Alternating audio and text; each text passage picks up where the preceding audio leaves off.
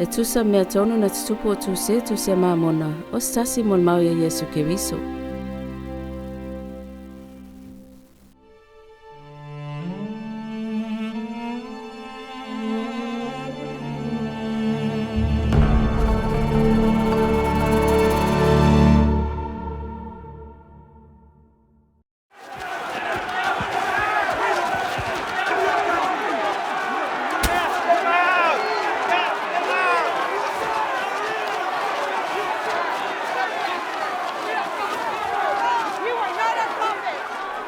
O matou no oe o Alema, o le whetana sili le kalesia.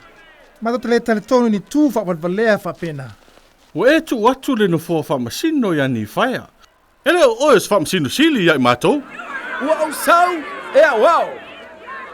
E tusa ma le faatulagaga paia le Atua ua valaauina ai a'u. Matou te le lotu i lau e kalesia.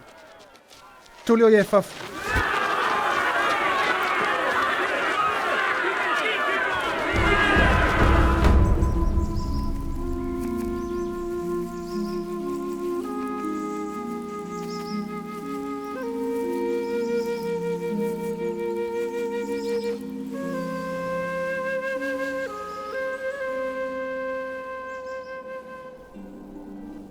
Amu ia lava oe Alema.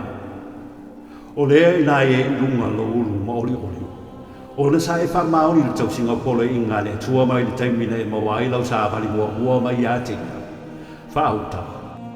O hau le na o mai ale na sa avali ate oe.